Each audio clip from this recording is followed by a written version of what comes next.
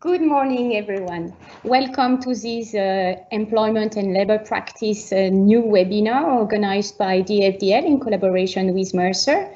I'm Audray Souche, our co-managing partner at DFDL, and I will be pleased today to be the moderator of this discussion.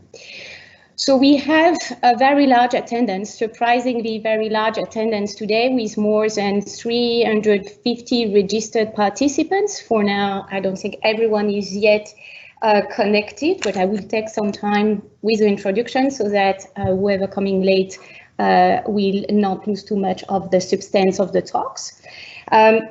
So large attendance that tell us a very strong interest into today's topic. So of course, it's a delicate topic which we have formulated in a broad manner. But what we will be addressing today is how do we adapt the workforce in the current challenging times, and of course, as we are far from being done with COVID-19 and facing growing need to work on controlling cost, including with respect to human resources.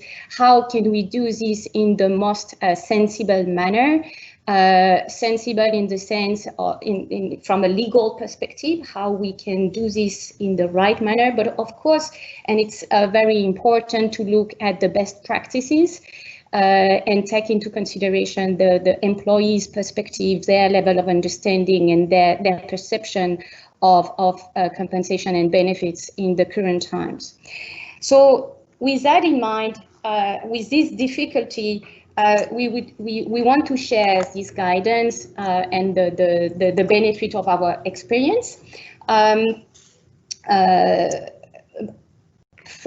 The purpose here is to bring the legal techniques, the results of all the analysis done by relevant consulting firms, in order keeping in mind the wider perspective of business preservation and employment preservation. So this talk today is intended to be really an open discussion, an open perspective on what is possible to be done. A couple of housekeeping notes before we get started. So you can post your questions at any time by clicking on the Q&A button at the bottom of your screen. I will do my best to answer, to read and consider all the questions, but given the number of attendees, we will unfortunately not be able to address all questions. So of course, this is the beginning of a conversation, and you will be very welcome to email our speakers for more specific questions. And another note I wanted to make is that because of this sharing of experience, the sharing of experience perspective of this webinar, it won't be a catalog of laws and regulations pertinent to the measures we will be talking about. So we will not be addressing the solutions country by country, and it won't be a comprehensive overview of the legal frameworks in each country. It's more designed as sharing of some experience. So for any particular implementation, you will need to consider the extent to which it has to be adapted depending on the legal framework in each country. But of course, we would be happy to assist as needed. Now let me introduce our speakers. We have two speakers today. So Marion Carles-Salmon, she is a close associate here in Bangkok. She's the regional head of our labor and employment practice group. She joined DFDL 18 months ago, and she is involved in all our local but regional and transversal employment matters. She's working with multinational companies as well as with regional and local companies.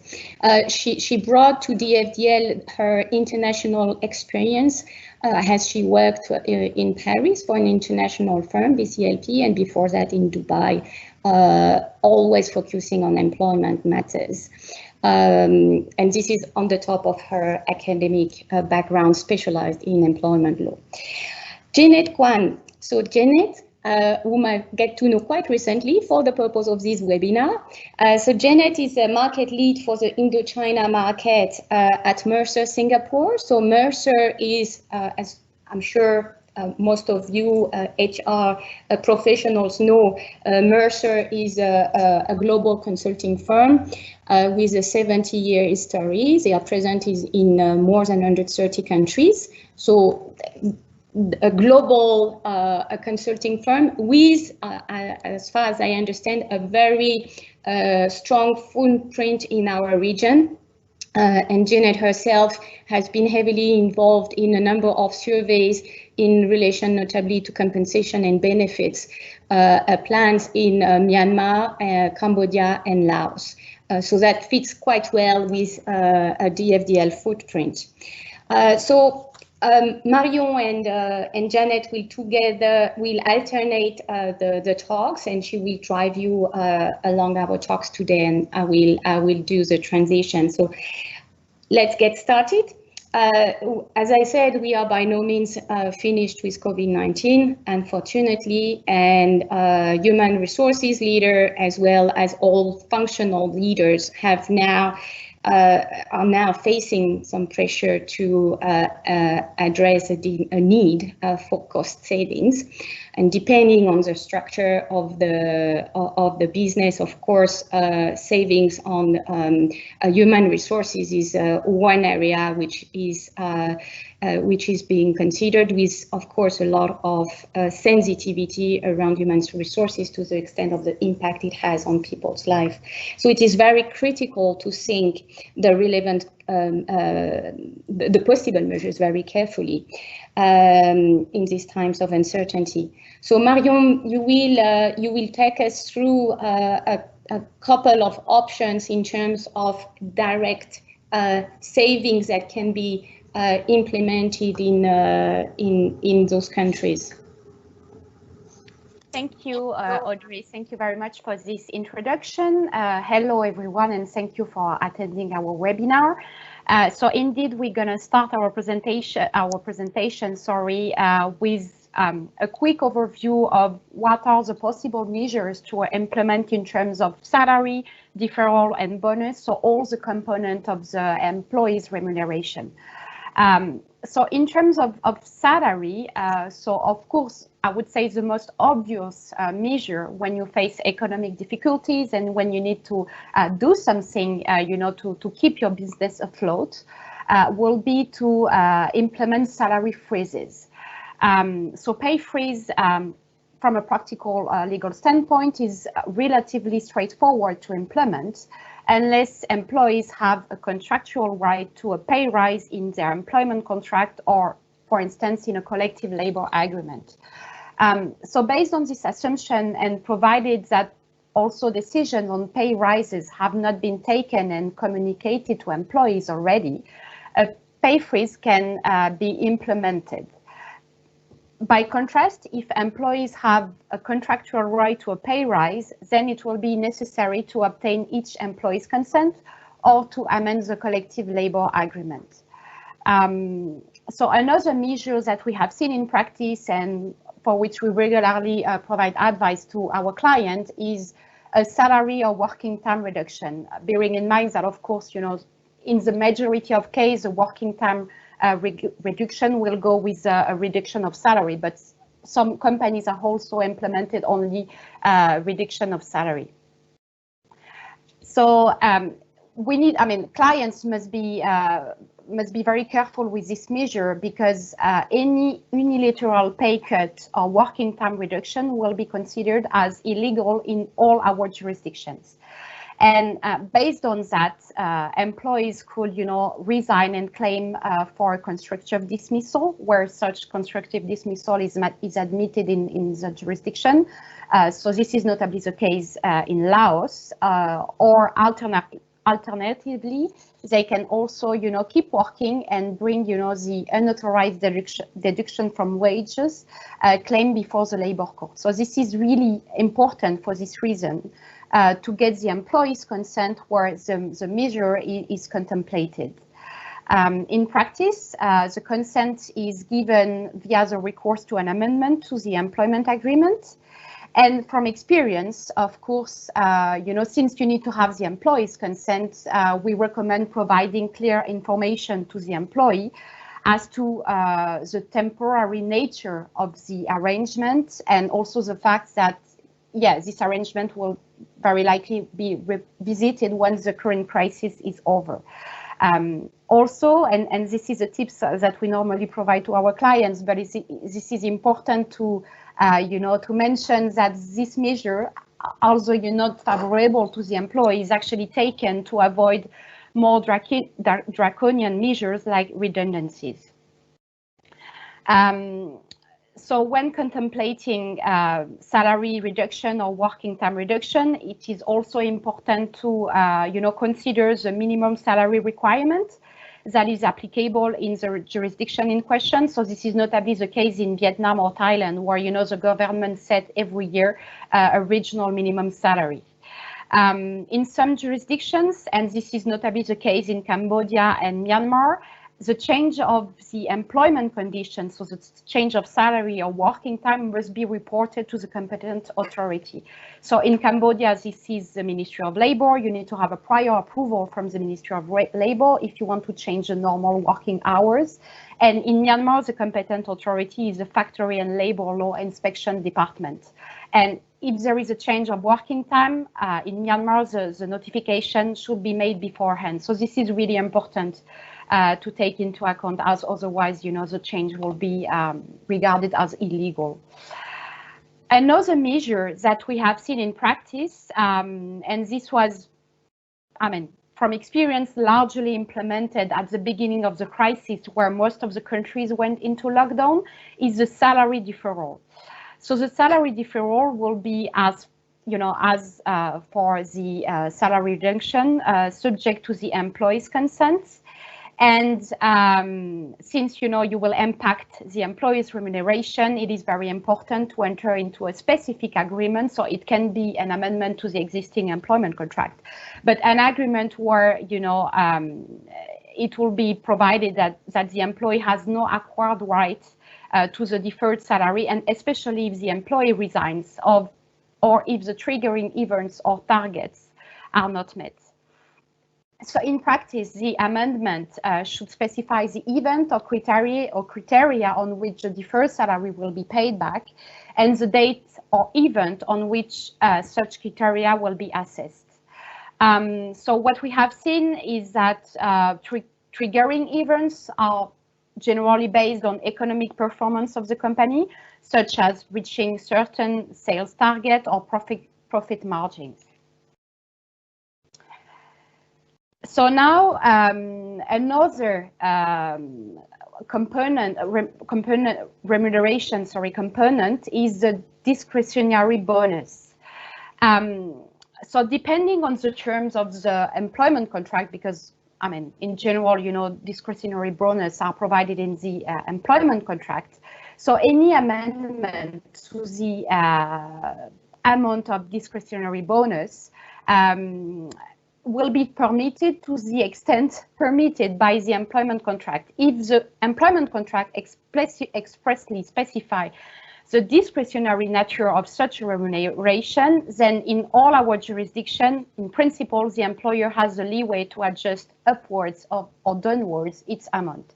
But again, you need to make sure that the discretionary nature is provided in the employment agreement, as otherwise the change could be regarded as a change to the working conditions and then subject to the employee's consent. And this actually will be the case as regard to performance bonus. So there is a distinction between discretionary bonus and performance bonus. So performance bonus obey to a different, I would say, nature and history, because historically performance bonus was generally accepted based on the assumption that the employee will have the ability to influence and drive the sales results. But when a catastrophic event such as COVID-19 suddenly limits sales potentials, having a significant portion of the employee's salary based on variable pay may not seem fair anymore. So with this in mind, there is actually three possible approaches as in terms of, setting out the performance metrics. So either company may maintain the status quo. Either companies may delay the payment of the variable pay, and finally, they may setting flexible performance targets, of course, to the extent permitted by local laws. So in terms of maintaining the status quo, companies may decide to maintain, the performance goals consistent with those historically used. This is probably the easiest option from a legal perspective, as no amendments to the performance management plan will be necessary. But in this case, companies may face high dissatisfaction from employees stemming from the belief that it is not appropriate to disregard this unique situation. The other option is delaying payment of performance bonus to a later event in order to provide companies with cash flow flexibility at a time where the company's prospects are still uncertain. And finally, the last option will be to set flexible performance targets. So companies may adopt, may decide to alter their historically used performance metrics to address the current downtime based on available information, while including provisions that permit future adjustments to performance goals. So now, from a strict legal perspective, how can you implement this? So for option 2, meaning delaying payment of performance bonus, you would need to require the employee's consent. So probably not the easiest way, to amend the current performance metrics. For option 3, which is setting flexible performance targets, the possibility to make such amendment actually depends on where the performance metrics and the principle of the performance bonus are set. So if both the principle of the performance bonus and performance metrics are expressly provided in the employment contract, then you have no other choice but to ask for the employee's consent. If, by contrast, the performance metrics are provided in a separate document other than the company's internal rules, and based on the assumption that such document provides that the employer may amend its terms and criteria from time to time, then in principle, the employer may amend the performance targets without obtaining the employee's consent. So this will be the case in most our jurisdictions. But some other jurisdictions, and this is notably the case in Thailand, have taken a more conservative approach. And in Thailand, for instance, if you want to amend a performance plan and the performance plan has already been announced, any adverse change, so any change to these performance metrics, will be regarded as a change to the work conditions, and following which the employee's consent must be obtained. So this is, of course, as you may appreciate, very burdensome because if you are a company hiring more than, I don't know, if you have 1,000 staff across Thailand, then it means that you need to get all the employees' consent to pass the amendment. So just practical tips, you can still rely on the employee's implied consent. So the employee's implied consent is that you will amend the plan, you will notify the plan to the employees.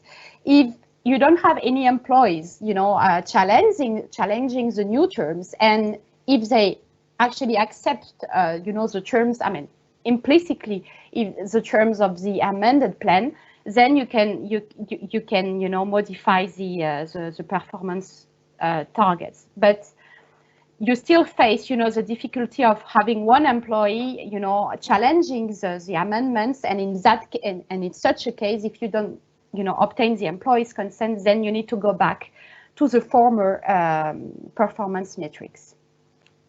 And finally, and this is the last situation that we have seen in practice, where the performance metrics are provided in the company's internal rules. So in such a case, the approach will vary depending on the jurisdiction. So in Cambodia, for instance, if you want to amend the company's internal rules, you need to consult with the employee representative and you need to notify the changes to the labor inspector. In Myanmar, there is no such notification to the labor inspector that applies, but if you amend the company's internal rules and the amendment has an effect, and this will be the case with a change in performance metrics because ultimately it will affect the employee's remuneration, then you need to amend the employment contract and notify the change to the relevant township labor office. And finally, in Thailand, as I was explaining this before, any change will be regarded as a change in working condition, and following which you need to obtain the employee's consent. Even, with the precision that you can still rely on the implied consent, but yeah, there is still a risk if you rely on the implied consent. Next slide, please.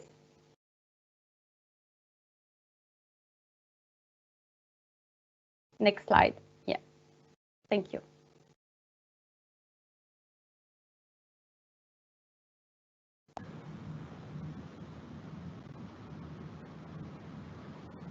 Audrey, you are on mute.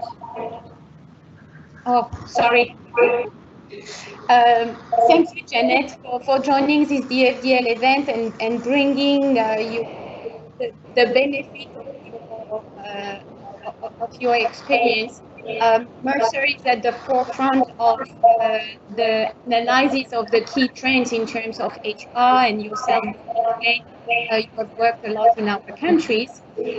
So on that basis, what can you share with us today in terms of how companies in our region are coping with the new normal, and what are the key considerations for employers in managing the concerns around the needed adaptation we just discussed, in terms of optimizing HR budget, but also making sure that we maintain the satisfaction focus or a certain level of understanding by employees. Sure. Thanks so much, Audrey and the DFDL team for having me today. So if we just move to the next slide, today I will actually be sharing, some of Mercer's research. So we have the largest survey database in the whole of the ASEAN emerging markets, and I'll be sharing in the first section of my presentation, what some of the things companies already are doing with their employees. And then later on, I think Marion and I will be talking a little bit about what else companies can do, and as you're implementing all these cost savings, really what you should be thinking about in terms of how the rebound is going to be for the economy. So a really short introduction, just to add on to what Audrey has already said about Mercer. So we have in Asia itself about 8,000 clients, and we have been in the emerging markets for almost a decade now. So Mercer is actually broken into 3 different business units. In our health side, we help with benefits strategy and planning. We also do benefits brokerage. Our wealth team helps with pension planning, investment risk for organizations. And where I come from, I'm from the career team. So we look at things like talent, strategy, mobility, HR transformation. And we actually work with both MNCs as well as very large local conglomerates. And we have helped with HR transformation in both Myanmar and Cambodia, especially in the past few years. So if we just go on to the next bit now, I would like actually to set the context for the rest of the discussion. And talk a little bit about, how COVID is affecting ASEAN countries right now. Yeah, so if we look at, this chart here, which shows, the number of COVID-19 cases per 1,000 people in Southeast Asia, I think the numbers for Myanmar might be slightly outdated now after the news from last week. But what we basically see is that, these emerging markets, Myanmar, Cambodia, Laos, Vietnam, and Thailand, are still the least affected in all of ASEAN. But what we have seen from Q2 to Q3 is the really huge transition where the trickle-down effects of the global pandemic and the ongoing recession has started to show on the emerging economies. So if we take a look at the GDP growth that we see, so this is from ADB in Q3. In the next slide. So what we see here is the blue bar represents what we saw for growth last year in 2019. The green bar is what we expect to see next year. And the purple bar is what ADB has forecasted in September for this year. So if you take a look at it, compared to Southeast Asia, most of the countries are doing relatively all right. So Myanmar, Laos, and Vietnam, for example, are a little bit above the Southeast Asian average of 3.8% negative growth. And then for Cambodia and Thailand, it's a little bit worse hit simply because of their reliance on tourism, and also specifically for Cambodia, the reliance on China. So the important thing to know is that the green bar, currently forecasts a very good rebound for next year. And what we really want to be talking about now is how we're going to make sure that our organizations and our employees are ready for that rebound. The last point that I would like to add before we take a look at how employees' wages are affected by this is the fact that, in Q2, if you just look at the April forecast for GDP, you will find that I think all the purple bars were actually positive, right? And the main reason why we really need to think about this is because it really drives home the point how uncertain the economy is going to be for us, in the next 6 to 12 months. And we really need to be very cognizant of this as we are coming up with our HR and business strategies. Now, if we go into the next slide, we'll be looking a bit at, the COVID impact already on wage growth in the emerging market. So what employees are planning to have as their salary increases. So if you look at this chart, the gray bars represent GDP growth, so 2020 and 2021. The black diamond is where inflation is at. Okay, the green diamond is salary increases excluding companies with salary freezes. And the purple diamond represents salary increase where we include companies with salary freezes, right? So there is a difference between companies without salary freezes and those with. So what you will see is that, it's still looking quite good for employees. There is still some wage growth, except for in Myanmar, where you see that the black bit is just slightly above, the purple salary growth. Right, so it is still good news for us because where we are paying our employees what we plan to increase in terms of their wages is still above inflation. And now if we go into the next slide, I know most of you must have already seen this meme, but what I really wanted to highlight is the fact that, COVID-19 is not just accelerating digital transformation that was maybe lagging a little bit behind, especially in areas like Cambodia and Myanmar, a little bit more frontier compared to, let's say, countries like Vietnam and Thailand. So it is really fast tracking what we would call at Mercer future of work strategies. So things like HR and digital transformation, employee reskilling, streamlining departments and processes. We used to think of this as a nice competitive advantage to have when I have the money for it, when I have the time for it, right? But now, what we're really seeing in COVID-19 is that what used to be a competitive advantage has really evolved into a way of working that is critical for companies to even do business. And we did have clients across the emerging markets who, because of a lack of digital infrastructure, lack of digital literacy among the employees, actually had whole groups of employees who were not able to work during the peak lockdowns. And the question now is not so much whether or not we are going to have any more lockdowns. Nobody has the answer to that, but the question is really or not whether you as HR, as business leaders, have prepared your organization for, in the case that this does happen again. And so if we look at the next slide, I just want to talk very quickly about what challenges this elicits from a talent perspective from these three different points of view. So for business leaders, we're always looking at, how can we build for an unknown future? And the future has never been, so unknown and so obscure to us. So looking at the right strategy that you're going to implement in terms of what you're investing in, whether that is digital infrastructure or investing to still pay your employee salary increases, even where performance is taking a hit. Talking about capability, so whether that is, having the skills that you need in-house or learning to buy them or cultivate them in-house. And then lastly is to have, a leadership and culture that is going to enable you to be an agile organization and basically be ready to take whatever the future kind of holds for us.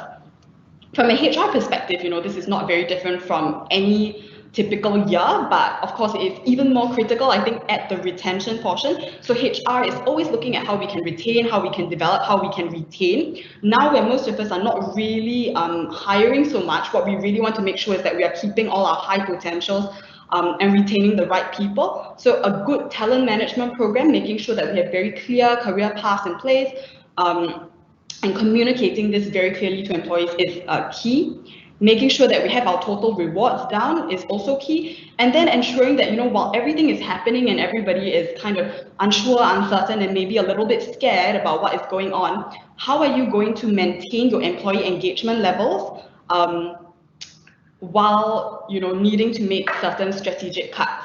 Right. And then lastly, from an employee perspective, and I feel this myself, how am I going to, achieve what I want in my career in today's world? Do I need to wait 1 or 2 more years for my promotion? What does it mean for me in terms of job security? Am I going to be cut? My career aspirations in terms of promotion and development, and then also the demands of work life now that the new normal is kind of changing.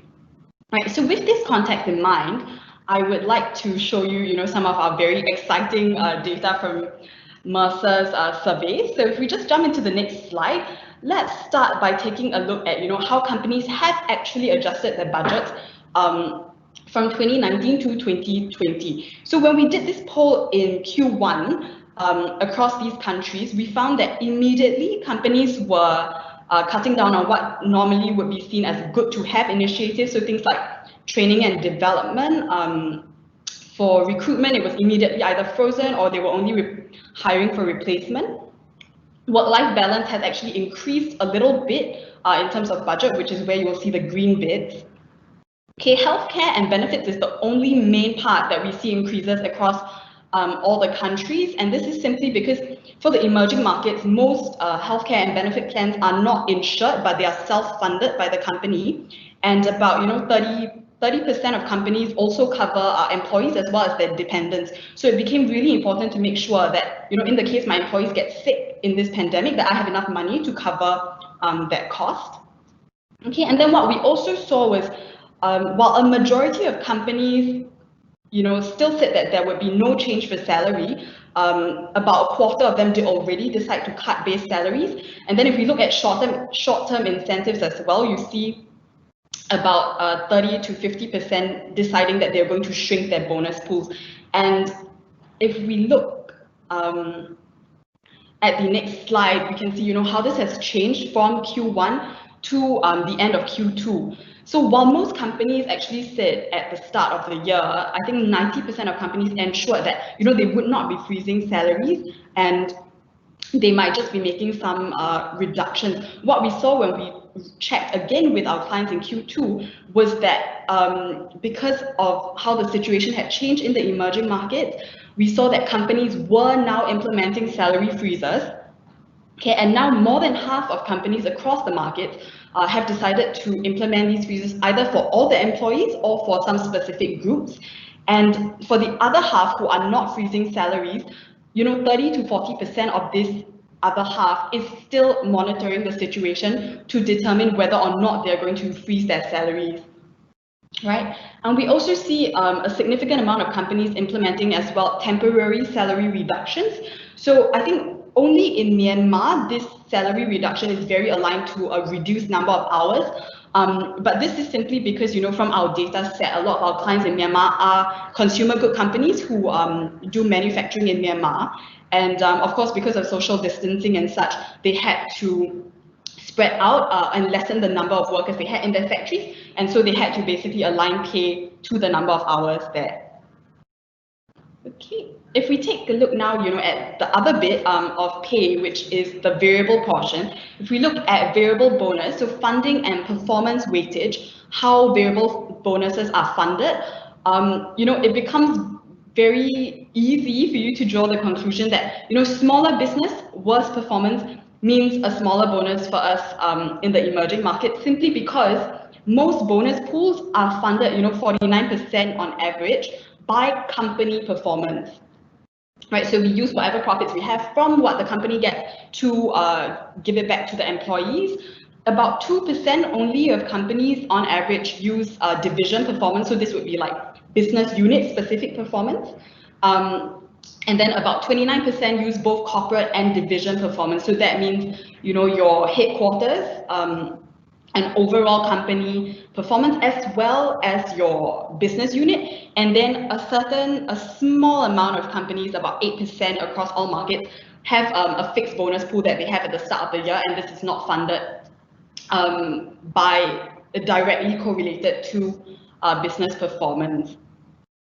Now, if we move into the next slide, which talks about also how performance is measured, especially for executives and non-management, who, you know, in the emerging markets are very key to driving any kind of business, we'll see that most companies, you know, place a large emphasis on overall company performance. So the way to read this this slide is basically for executives. We have broken it down into 4 main types of measurements. So company performance, individual performance, business, and as well as team. And at the bottom, you will see a legend, right? 0 to 25%, 25 to 50%. That is the weightage that companies place on each of these KPIs for the 2 different kinds of career streams, so executives and management, right?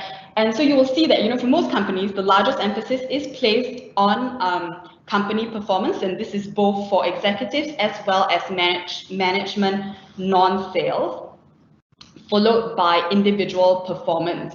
So in short, you know, given that the weight that company performance has both on funding bonus as well as KPI, bonuses for this year, you know, definitely look set to take a hit. And the extent to which I think would really differ greatly across industries. So for companies like who are in tourism and hospitality, where you're really struggling, you know, just to stay afloat, they will likely, you know, either have no bonuses or take a very big hit. And then companies who sit, you know, for example, in essential services like healthcare or even consumer product manufacturing, these companies are likely to still fare a bit better. Okay, and then the last thing I would like to share with you before I hand you back to the DFDL team is that, you know, in a year like this, the most important thing that we need to keep at the back of our mind is what exactly employees want. So as we move kind of out of the critical period where, you know, we're just trying to manage the crisis back into a new normal, right? I understand that most of you in Cambodia, Vietnam, and Laos are already working back from the office. Companies really need to be thinking about making good investments that are going to set you up for a successful rebound. And employee pay and employee rewards is, you know, a very important investment that I think companies really need to consider. And I'll talk a little bit more about exactly how we can consider this. But, you know, for now, I want to leave you with this. While competitive pay, you know, is the fourth reason why an employee joins an organization in Asia, it immediately becomes the second most important thing why employees stay, which means why you're retaining them is very tied to competitive pay. And it is actually the #1 reason, the top reason why employees leave. So while we think about using employees' rewards as a vehicle for cost cutting, we really need to make sure that, you know, while we are cost cutting now, we are being profitable now, does this mean that I'm going to be able to retain the workforce, engage the workforce that I'm going to need when the economy rebounds? Is my organization set up to do that? And with that, I'm going to hand you back to the DFDL team. Thank you so much, Jeanette. It was extremely helpful, even for me personally, I must say. So what you have highlighted here, Jeanette, is really the right equilibrium that we need to find between the contextual consideration and measures we need to take to address the crisis and to bring the sensible response to the need to control or save cost. And on the other hand, the need to continue looking forward in the long term and properly and not ignore or put under the pile the retention focus as well, and maybe refine the strategy in terms of talent management. And that's where Marion will come back in the discussion, maybe driving us through some possible tools that employers can consider to play with this retention while maintaining a cash preservation approach. What sort of tools are possible in that regard, Marion? Thank you very much, Audray. And actually, I will take this opportunity to already address some of the questions that we had on the Q&A, and most of them are, okay, I understand that, yeah, we need to take salary measures, I mean salary arrangement, and we need to implement difficult decisions for the employees. But with this in mind, how can we encourage, how can we incentivize employees to agree to the change of performance? Because as you understood in some of our jurisdiction, and depending how the performance plans are drafted and on which reports they are provided, so how can we encourage employees to accept such difficult measures while ensuring that they will stay in the company and while ensuring the employees' loyalty and fidelity? So on these particular aspects, we need to be, I would say, we need to be bold and maybe envisage, some tools and possibilities that we wouldn't have considered in like the normal time. What we regularly advise to our clients is maybe why don't you implement what we call employee stock option plans? So this, of course, will be more, I think, we can say suitable to executive or senior employees, because if you grant, stock options to all your staff, it might be, first, there might be a dilution of capital and it might be maybe difficult to implement, but just on the nature of what we call an employee stock option plan. So an employee stock option plan is an option that is granted to an employee for purchasing the company's share at a future date upon completion of certain vesting conditions, and either as a predetermined price or at a price to be determined upon vesting. So in general, the vesting conditions are either performance-based or time-based. And upon fulfilling of the vesting conditions, the employee stock option plan vests to the employee, meaning that the employee gets an unconditional right to purchase the shares. Sorry.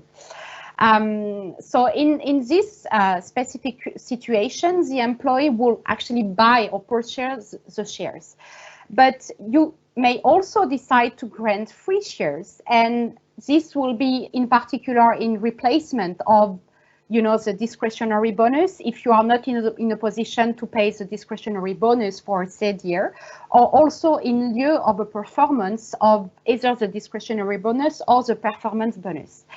Of course, in the last case, you need to draft and to make an agreement with the employee in which the employee expressly agree on such replacement, and this will be to avoid the situation where the employee resigns or his or her employment is terminated, and then the employee files a claim before the labor court saying that I didn't get payment of my bonus, so I want to receive payment now. So yeah, indeed, this is an interesting tool, but it needs to be properly documented. Another option, so next slide, please. Thank you. So another very interesting option that we regularly advise is issuing what we call shadow shares. So again, shadow shares might be granted to employees in exchange for the acceptance of restructuring arrangements or change in performance metrics or reduction of working time or salary. And a shadow share arrangement is different than a standard stock option plan, because with a shadow share agreement, the employee will get a deferred cash payment. So the shadow share agreement is a deferred compensation arrangement that gives the employees a right to receive a cash payment at a future date, which is again linked to a liquidity event that can be performance or time-based. But in the case of a shadow share agreement, there is no equity ownership that pass to the employee. The employee only gets virtual shares. So for companies who are maybe afraid of, having a share capital dilution, then it might be probably more appropriate. And also, the employee will get only cash payment. And finally, the shadow share agreement has the benefit of the flexibility, since the terms may be freely determined by the parties. So this is, in our view, a very interesting tool that we have seen in practice and that we regularly recommend to our clients. I will pass the microphone to you, Audray, now.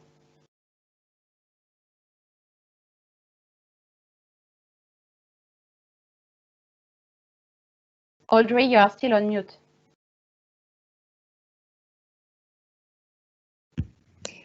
Sorry, Jeanette. So what other reward mechanism or solution do you see as best practice in the region? Sure, I think in terms of best practice, probably the most important thing I would say is just to communicate. So as Marion has mentioned, you need your employees to agree before you're able to make all these either reductions or changes to the bonus plans. So it's definitely not a one-size-fits-all solution, right? It really depends on the type of industry you're in, what the focus is for this year. Some companies are a bit more willing to invest in their employee rewards this year in sales incentives as per normal. Whereas some companies, because of the current situation they're in, are not able to fund this. So I am going to walk you through, a few different options that we have seen companies already adopt. But at the same time, I would really, really like to specify that everything is very, very contextual, especially in a year like this. So it's very important that, while you hear certain options other companies are adopting, it doesn't mean that because a really good company like Apple or Google is doing this, that it's going to be the best thing for you. Okay, so let's talk first a bit about, struggling with goal and target setting. So when COVID first started at the start of this year, most companies were quite clear about what they wanted to do for 2019 bonuses, and most of them indeed did either pay them out or defer them slightly to June. And from my understanding, I think most of the bonuses have already been paid out for last year's performance. However, if we start to look at, this year's performance for next year's bonus payout, you will quickly see that, almost half of companies are still undecided about whether or not they will be making any changes to bonuses. So this survey is a little bit old. It came out in July. So we are waiting for our next batch of surveys to find out, what the changes, if any, were made, what they are. Okay, but as of July, companies were still undecided.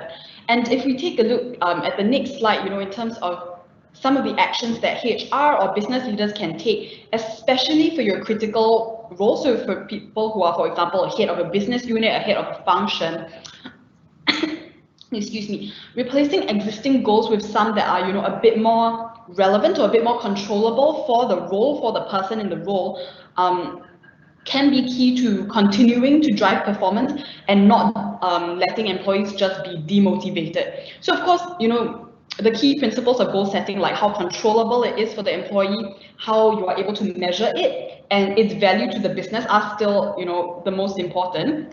But we, for example, might have a few changes, right? So in a normal time, you might see revenue as the most important thing for a head of a business unit, whereas win rate might not be so important, because maybe I don't care how many clients you bring in, but I want to make sure that the size of the deal is very big so that I can hit the revenue targets, right?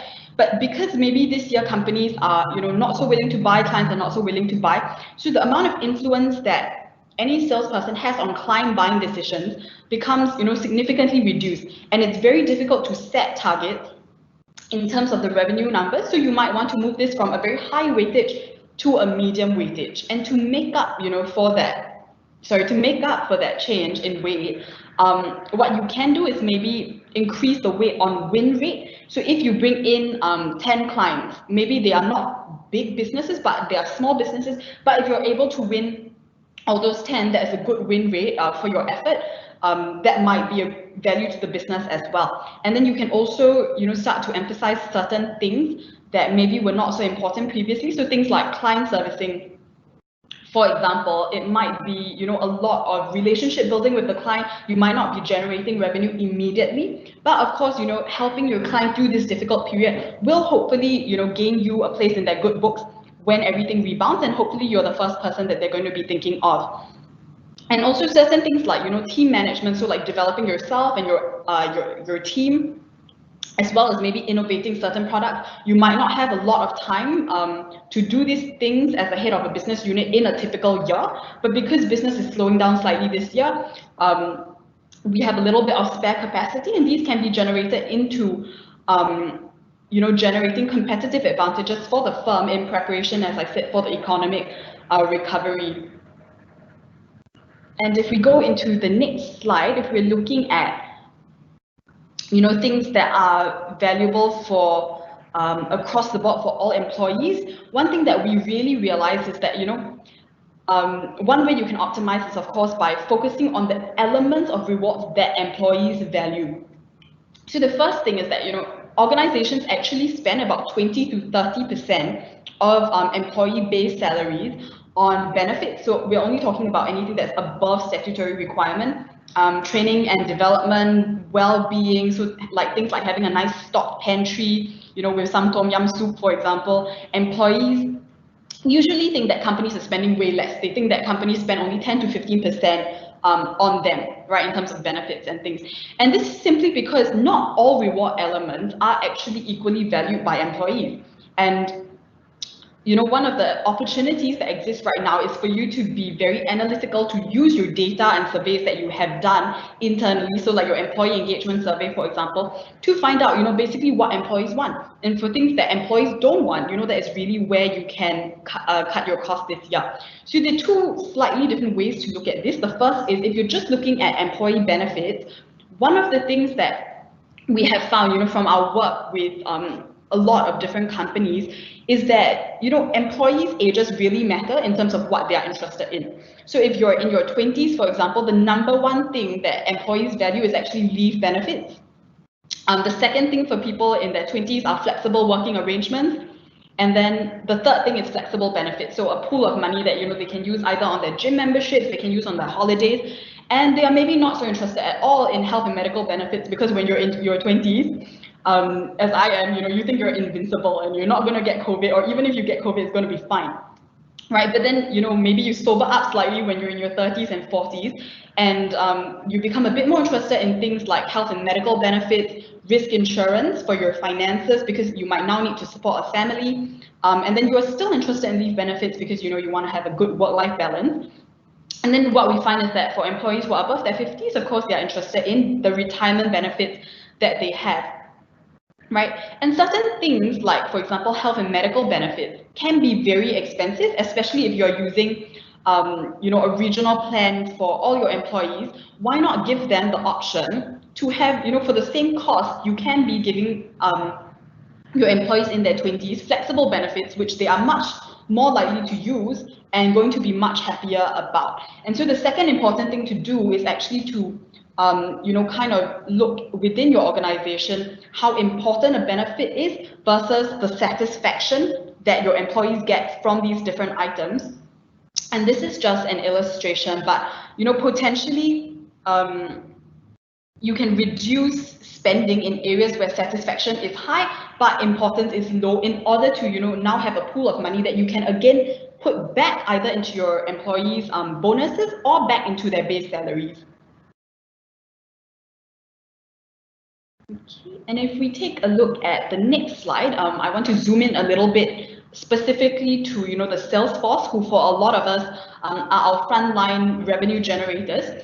So one of the talent trends that Mercer has this year is that we need to win with empathy. So it's very important to be empathetic to the situation of the company, the country, and especially of your employees. So while sales has obviously taken a hit in the emerging markets this year, we did find that about 41% of companies in APAC And I also have clients in Cambodia and Myanmar who have provided just upfront monetary support to their frontline employees. So this can be in terms of additional allowances for those who come to work, additional allowance for them to buy their masks, for them to buy sanitizers, providing these things at the office to make them comfortable to come to work. Some companies have actually also provided a sales payout against adjusted targets, although I think, again, at the point of taking this, not a lot of companies were doing that yet, simply because they were not able to adjust the target yet. They didn't know how to adjust it. Some companies who maybe are doing well or have a little bit of reserve actually pay out full sales commission or incentive regardless of the target achievement during this period.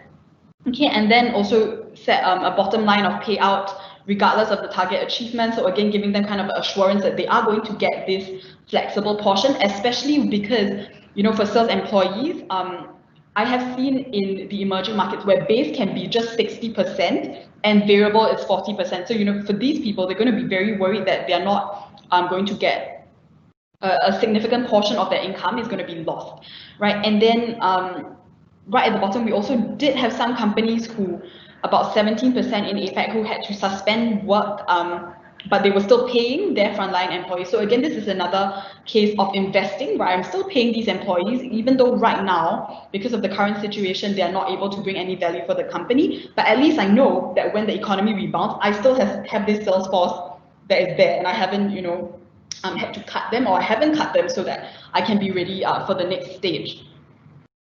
And if we look at the next slide, another thing we can do is actually just to widen the bracket of success and failure in target setting for sales employees. So number one is we can either lower the sales threshold, right? So the percentage of target sales achieved, you can either lower this so that when the target is set too high, employees are still going to be able to receive some level of incentive. And where we see the excellence cap, so typically at the excellence level, companies pay out about 3 times what an average sales performer would be getting. But in this year, maybe because it's too difficult, if you lower it too much, that you'll be paying out a lot of people at the excellence level. So what companies can also do is, while you decrease the threshold, you also increase the excellence, right? So that when the target is set too low, employees will not have a huge windfall in a period where you're trying to cost cut.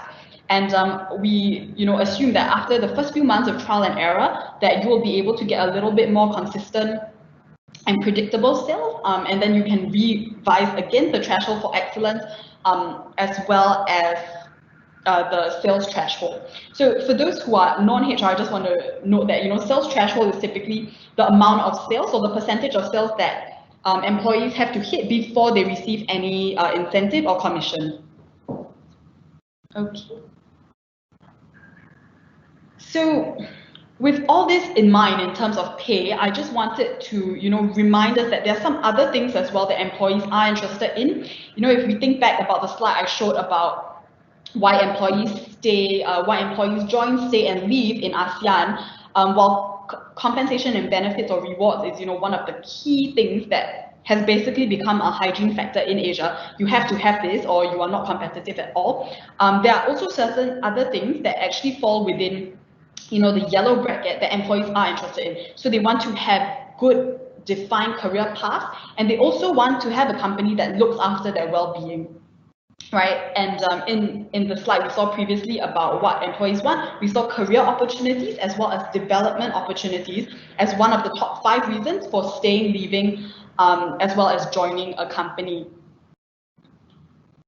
Okay, so always think about, why should talent join you versus why they should go to competitors. We did have some employers who told us, some clients that told us, because I'm freezing my salaries this year, my employees got an offer from another company who is not freezing their salaries. They might not be getting a significant increase for jumping to the other company, but I know that, when I join the other company that has a salary increase, I'm still going to get that 7% increase, right? Which I'm not going to get in this company if I stay.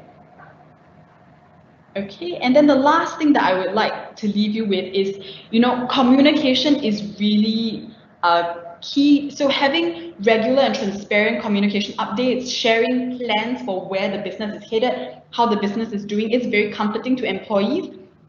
and maybe also helping to consolidate information to ensure consistency and, you know, avoid, if you're communicating regularly, to just have a whole basically wad of emails that are going to your employees and them having to dissect that information themselves. It's good to consolidate it for them.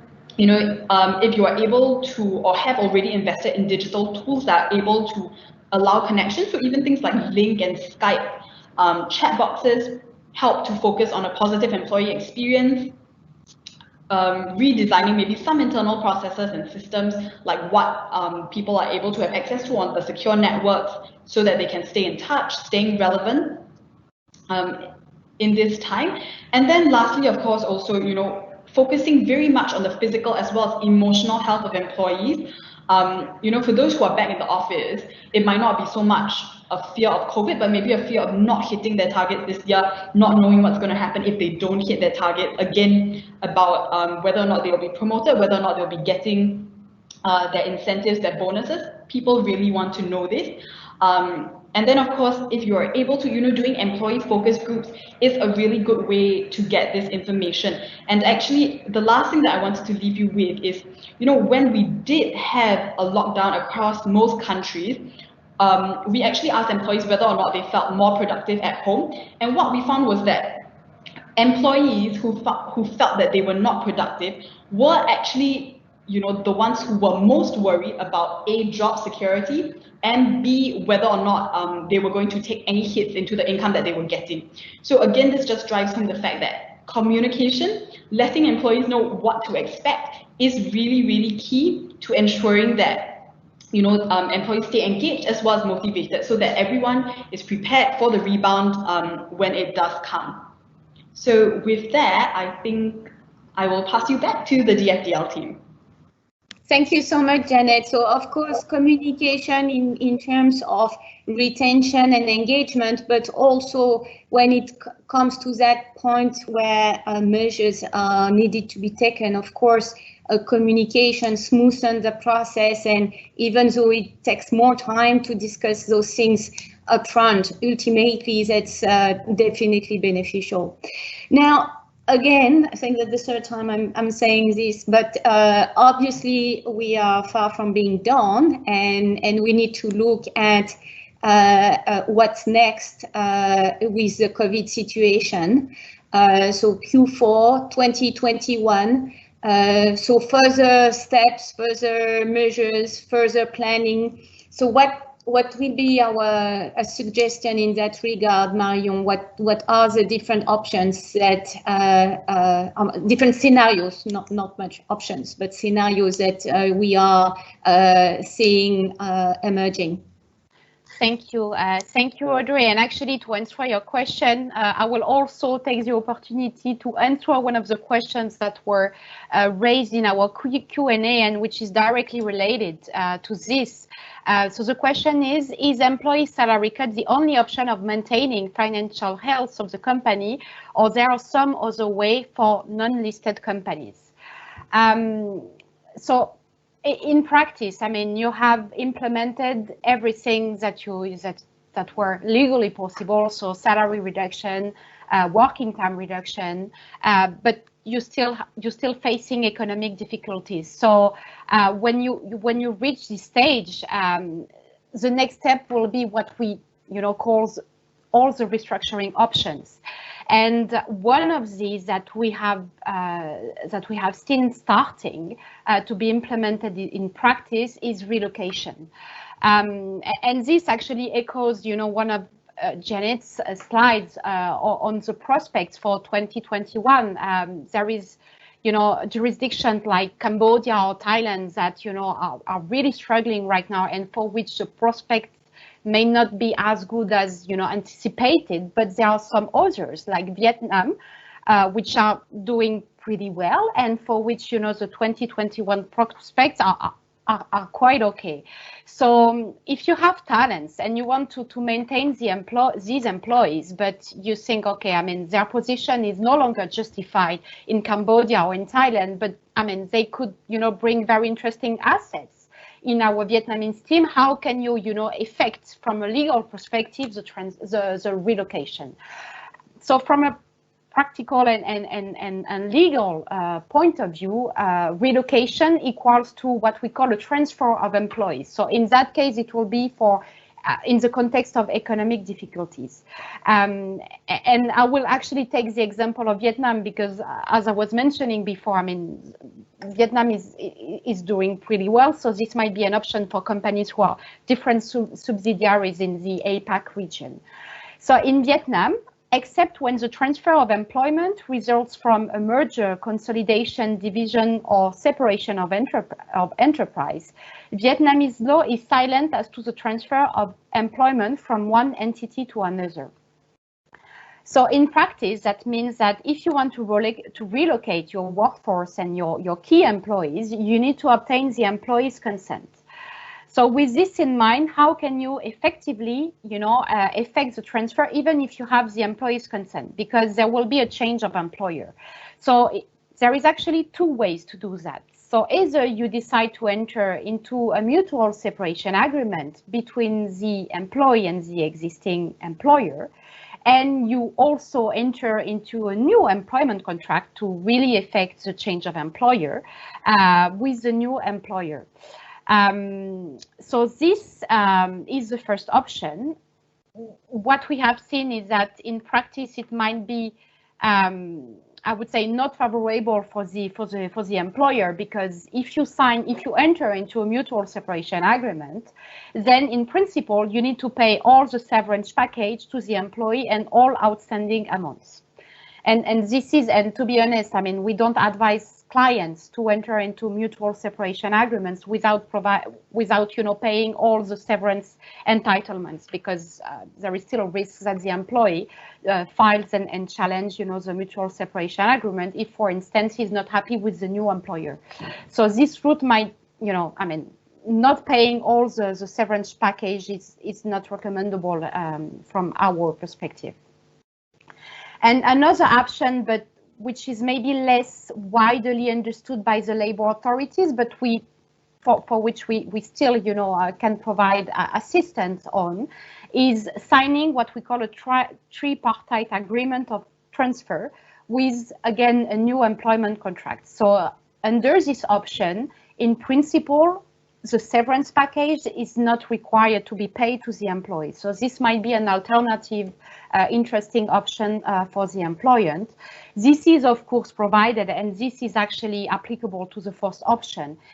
This is really important that the new employer takes over, all the benefits and the employee's length of service when entering into a new employment contract. And this will actually be key, to encourage the employee to accept the transfer of employment. So this was for Vietnam. I will take another example, and actually, I mean, Audray said at the beginning of the presentation that this presentation won't be a catalog of the different jurisdictions. Unfortunately, due to the allocated time, I won't have the time to go through, all the jurisdictions to present how we can effectively, relocate the employees. But for Cambodia, this is quite similar to Vietnam, to the extent that the concept of employee transfer does not really exist under the labor law, and hence is not widely understood by the labor authorities. For this reason, there is two ways to effect the transfer of employee. Either, the employee resign under what we call a tripartite agreement, or either, the parties enter into a mutual separation agreement to effect the change. So under the option one, resignation under tripartite agreement, it has the benefit that no severance or termination amounts are payable upon resignation, but it has the downside of transferring such payment obligation to the new employer. So the new employer, the other entity must bear that in mind when accepting the transfer of employees. And under option two, it has the benefits to secure the termination because a mutual termination agreement is implemented. So in general, we incorporate a clause by which the employee waives all claims he may have against the existing employer. But in return, the employee should receive the minimum compensation entitlements plus an ex gratia payment, which is, common when you enter into a mutual separation agreement with an employee. So this option is more costly to the employer. This option also triggers a risk, although we appreciate that the risk might be quite remote because we still have a mutual separation agreement, but there is still a risk that, the employees form what we call an alliance and challenge the termination as a collective termination. And finally, another consideration that employers must have in mind, and this applies to employees who are hired and employed under what we call a fixed duration contract. If you enter into a mutual separation agreement with an employee who is under a fixed duration contract, in principle, the mutual termination agreement must be signed in front of the labor inspector. So this is important to bear in mind if you contemplate relocation of staff. And the last item, the last topics that constitute actually the last measures, the last resort measures, will be what we call downsizing measures or redundancies. So again, I won't be able to cover all jurisdiction, all legal framework applicable to all jurisdiction, but maybe just a quick overview of how we can implement, redundancies in Thailand. So in Thailand, collective terminations or redundancies actually obey to the same procedure as individual terminations. Termination of employees to reduce labor costs will be deemed as what we call a termination without cause, triggering the obligation for the employer to pay all the severance and statutory entitlements and the notice period.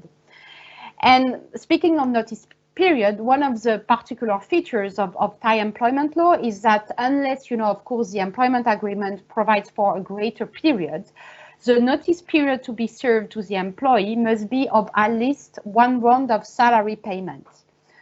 So in practice, what does that mean? It means that the termination notice should be therefore given on or before the agreed or usual pay date, as otherwise the notice period might be more than 1 month, because depending on when the termination notice is given, you need to make sure that the employee gets effectively one round of salary payment. So this is just a precision that was worth mentioning.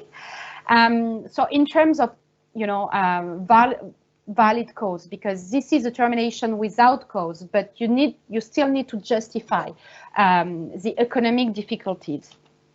So when we look at the available and published case law, we can see that economic hardship has been recognized by the Supreme Court, the Thai Supreme Court, as a justified grounds to effect the redundancy.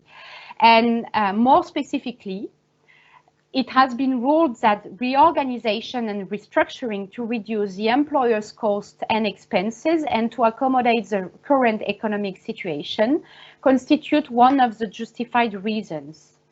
So for that, you need to demonstrate that you have continuously undergone losses or deficits from business operation, and you have to restructure to keep your business afloat. Unfortunately, there is no time frame provided by the labor code to appreciate, the duration of loss. In our view, 1 or 2 months might not be enough. It still depends on, the level of difficulties that you sustain, but yeah, you need to be reasonable when arguing for economic hardship if you want to justify the terminations. So this was for Thailand, and maybe, so last example, I know we have a lot of, our audience is highly represented in Cambodia, so maybe I'll take Cambodia as a last example. So in Cambodia, a collective termination is subject to a very complex procedure in a way that as an employer, if you want to make some of your employees redundant, you need to prepare what we call a collective termination plan. And you also need to consult the trade union and the employees representative on the content of the plan and the proposed corrective termination. This is not provided in the law, but we generally recommend that the employee representative and the trade union sign the plan. You also need to inform the Ministry of Labor of each step of the collective termination process, and which is actually, Cambodia is the, in the APEC region and the jurisdiction we cover, Cambodia is the only jurisdiction that expressly provides for an order and criteria of termination that must be followed. So what do we mean by order of termination? It means that in order to assess which employee will leave first, you need to take into account the professional qualifications, the seniority of the employees, and also the family responsibilities of each employee. The law expressly says that the first employees to be terminated must be those with the least professional ability, then followed by the employees with the least seniority, noting that an employee's seniority will be increased for 1 year for a married employee and by an additional year, for each dependent child. So, as you can appreciate, the procedure is highly regulated by Cambodian law. And the last thing I wanted to highlight is that the Ministry of Labor has the authority to issue a ruling to suspend the collective termination if the Ministry of Labor appreciates that the measures or the negotiation with the trade union or the employee representative is not complying with the law, and the suspension can go up to 30 days. So this is one of the reasons why collective redundancies in Cambodia may be a very lengthy process. And I think we have covered all that I wanted to discuss. And we are beyond schedule, but we will take probably not half an hour, 15 minutes to go through a couple of questions. Maybe just to get back to the final point on the Cambodian collective termination procedure. Does Cambodian law regulate any cooling off period? Is there, for an employer who would implement a collective termination procedure, is there then a restriction in rehiring within a certain time frame after the implementation of the collective termination? And I imagine that it's a key question for a number of our listeners, to the extent that you may need to do this now, but in case of a bounce back in the next couple of months, you may want to, in an agile manner, to rehire. So what would be the legal framework here on that? Thank you, Audray. And this is actually a very, very important question. And this is another thing that employers must to consider when they implement a redundancy plan, since the law expressly states that if a collective...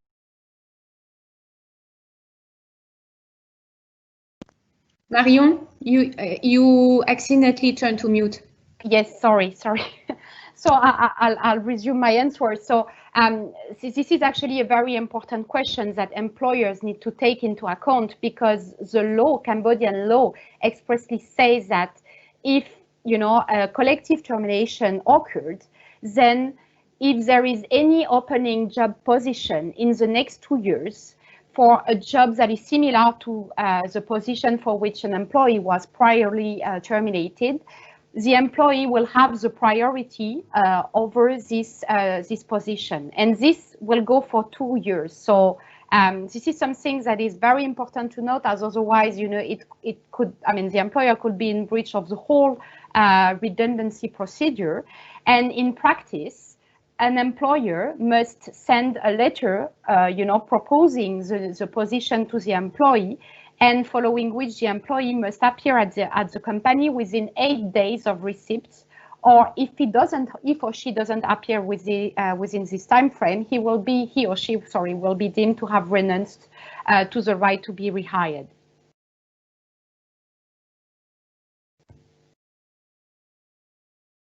Audray, so you are on mute.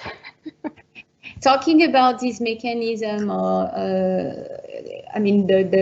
the negotiated sort of arrangements. What about the enforceability of the waiver of rights in any settlement agreement or mutual termination agreement, for example, in Myanmar or Vietnam? How would this sort of waiver, to what extent we can rely on the enforceability of such waivers? So actually, Vietnam and Myanmar are two very good examples because they are completely different in terms of waiver of rights. So in Vietnam, a waiver of rights will be admissible, but in a mutual separation agreement only. And of course, provided that the terms of the mutual separation are fair and reasonable and in favor of the employees. If they are not in favor of the employees, there is still a risk that the employee, challenge the mutual termination agreement. But if indeed the terms are fair, a waiver of rights will be admissible. On the opposite, including a waiver of rights in the termination notice will not be applicable and acceptable from a Vietnamese law perspective. So this is really important to bear that in mind. Myanmar definitely have a different approach. We generally recommend not including waiver of rights in the termination notice. Of course, mutual separation agreement, it will be admissible. In the termination notice, it's probably less common. But if we look at the risk in terms of if the employee challenge the termination, what we can see is that if the employer actually paid all outstanding amounts, the employee's last salary, the 1 month's notice, because in most of the time Myanmar law provides a 1 month's notice, and this is what is followed in the employment contract. And finally, the severance allowance to the employee, the risk that the employee challenges the termination and file a claim before the relevant township labor office is rather low. And this is because in practice, the competent authority or the courts or Myanmar courts will only grant to the employee the severance allowances in the event of unfair termination. So Myanmar has these particular features of if you pay everything that the employee is entitled by law, then in practice, yeah, you can provide for a waiver of rights in the termination notice. Thank you, Marion. I'm going through the new questions coming in, and it appears that out of all the questions, there is, I would classify a group of questions around the performance metrics and how, and maybe that's that would be for you, Jeanette. How can you incentivize? I'm reading the question, employees to agree to the change in performance metrics, and I would add, how do you convince? What is a sensible message? What from the feedback from the employees, what would be the best level of understanding that we can rely upon in order to convince employees that it makes sense to modify, at least temporarily, the performance metrics? Okay, before I answer that, I actually have a question myself from Marion. So because, employees have to be informed when there are changes to performance bonuses, if they have already been announced, is it also, are employees bound to labor law? Like, do they have to get the consent from employees before they make these matrix changes for performance? So in most of our jurisdiction, and I would say in all our jurisdiction, from my understanding, the law is generally silent as to performance bonus. So, and I will echo to my previous presentation, it will depend where the terms of, the performance plan and where, the performance metrics are provided. If it's in the employment contract, I mean, there is no specific provision saying that the employer can unilaterally amend the terms. Then you need to get the employee's consent. Noting that some jurisdictions like Thailand are even more restrictive, because even if there is a provision for granting the employer with a certain leeway to amend the metrics, then you still need to get the employee's consent. If it's a separate plan, then it depends. It depends because ultimately the reasoning behind the employee's consent requirement is that amending the performance metrics will ultimately have an impact, a direct impact on the employee's remuneration. And because of that, in general, you need to get the employee's consent. Okay. That would be my answer. Sure. Okay, thank you so much. So, okay, in terms of performance bonus, well, I would say that, okay, there are two parts to this question. The first bit is basically that performance does not translate directly into how an employee personally performs, simply because, as we have seen, about 50% most of the time of incentive, or I mean for non-management is an even larger percentage. Most of the bonus is funded by company overall performance. So even if you do super well and you achieve 150% of your sales targets this year, you might not be getting, that excellent payout that was in the previous plan, simply because your company has not done well as well. And typically the company performance is taken in consideration with the individual performance, and those are normally multiplied by each other to give the eventual payout. And the second thing is, if we are talking about sales employees, where I showed the chart earlier that if you lower the threshold, right? So for example, if previously my employees needed to hit 80% of sales in order for me to give a payout, if I, now lower it to 50% and I maintain the same sales curve, it actually does mean that because I have now lowered my threshold, so typically at the threshold, companies pay about, I think, 1.5 months of an employee's pay as the incentive, right? So now I'm lowering this from 80% to 50%, which means that if I do better, right? So previously, if I hit 80%, I get 1.5 months of bonus. Now, if I just hit 50%, I already get 1.5 months. So where I hit a higher percentage of sales, the curve still maintains the same, which means that I will still get a bigger increment in terms of the performance payout as I was previously going to get, because now the threshold has been moved lower. So I think that is one of the ways that, from a personal employee perspective, that is what I would say. I would say because, we are changing this matrix, most of the time we will be moving it down, in fact. So it actually gives you more opportunity to earn your incentive this year. But you, of course, must also, caveat the fact that performance is not funded, bonuses are not funded purely based on your performance. It also takes into account the company, and because it is what it is this year, employees have to expect that there will be a little bit of a downside for that. Thank you so much, Jeanette. And maybe we will end today's talk with a broader discussion question in relation to one of the questions raised by one of the participants.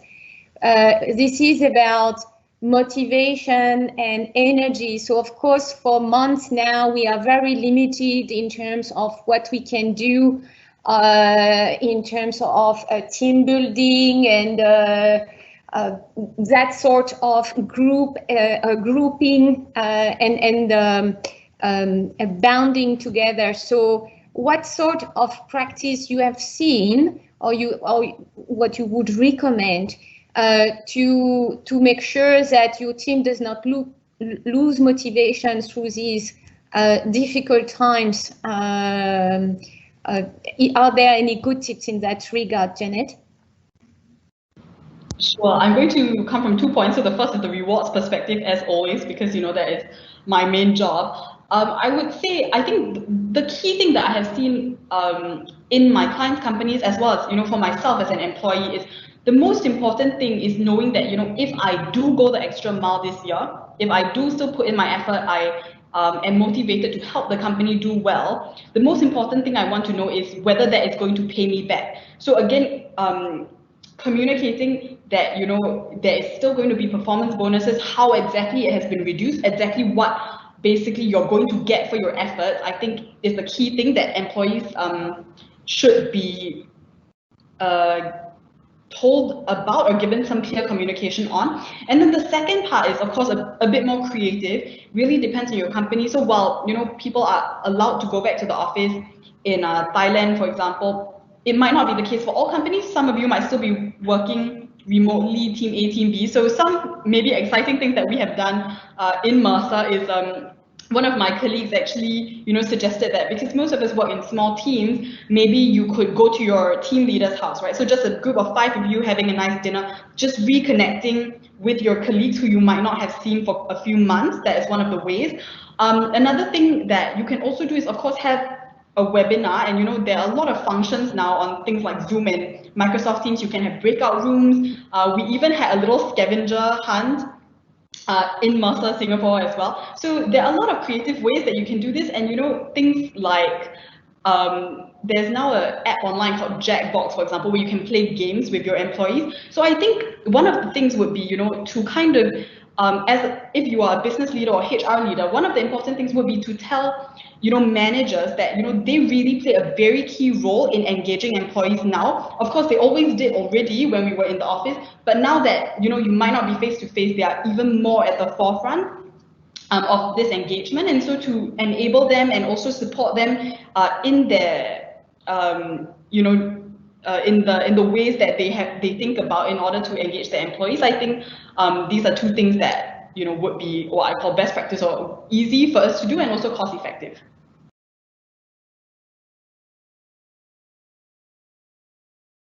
You're on mute, Audrey, sorry. So it's now 12, probably time to close this discussion. Thank you so much, Marion and Jeanette, for this very insightful discussion. I hope that all our participants will have found some useful suggestions and indication of what the rest of the community is doing. It's very important. So we have tackled upon some of the difficult questions, the hard things to do and how to do this right.